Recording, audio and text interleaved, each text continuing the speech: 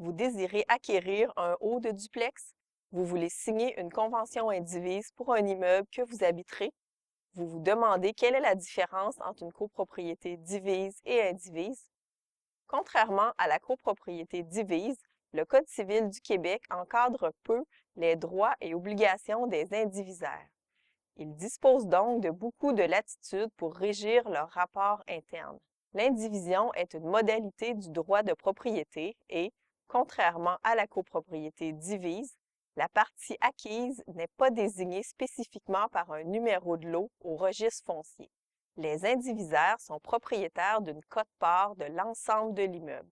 En d'autres termes, tous les indivisaires sont donc propriétaires, ensemble, d'un immeuble selon le pourcentage qu'ils détiennent.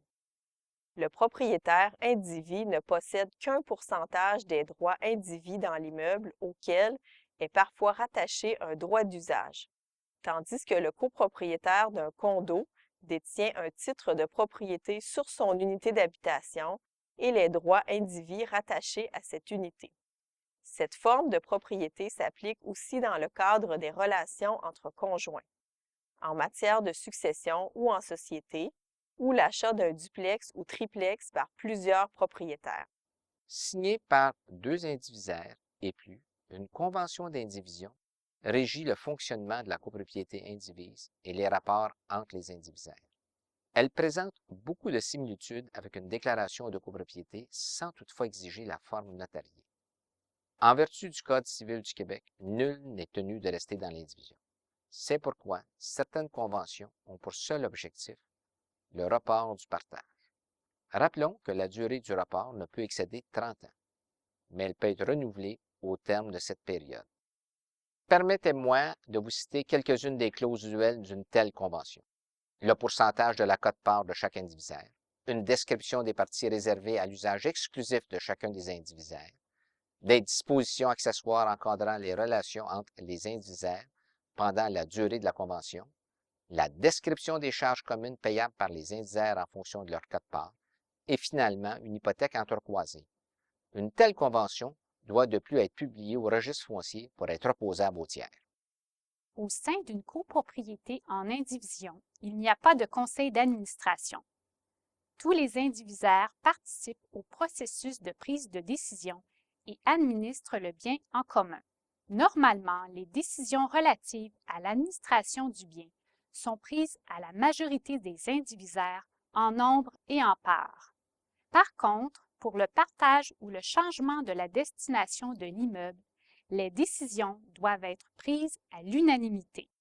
Un gérant peut également être nommé pour effectuer les actes de simple administration. Sauf stipulation contraire dans la convention d'indivision, l'aliénation d'une quote-part nécessite l'autorisation des autres indivisaires. Une convention d'indivision contiendra habituellement un droit de premier refus qui exigera qu'un indivisaire ne puisse vendre sa part sans l'offrir au préalable aux autres. Le mode de financement d'une copropriété indivise peut poser certains problèmes. Les créanciers hésitent à prêter aux indivisaires sans exiger en contrepartie l'intervention de tous les autres indivisaires. Les indivisaires ont fréquemment recours à l'hypothèque entrecroisée afin de garantir leurs obligations respectives entre eux. Cette hypothèque doit être créée de façon explicite à même la convention d'indivision. Normalement, une convention prévoit un règlement de l'immeuble qui régit la jouissance, l'usage et l'entretien des parties communes et des parties réservées à l'usage exclusif d'un indivisaire. On y inclut aussi les règles concernant le fonctionnement et l'administration de la copropriété, ainsi que les procédures de cotisation et de recouvrement des contributions aux charges communes. Les autorités municipales et scolaires n'émettent qu'un seul compte. Les indivisaires en sont solidairement responsables. Les indivisaires sont généralement tenus de payer en proportion de leur quote-part les frais d'entretien, les réparations des parties communes, l'assurance de l'immeuble, les taxes foncières et les frais de gestion de l'immeuble.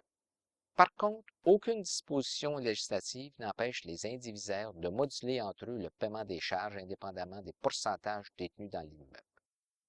En résumé, contrairement à la copropriété divise, laquelle est bien encadrée par le Code civil du Québec, La copropriété indivise permet d'élaborer une convention sur mesure et qui peut répondre à des besoins bien précis.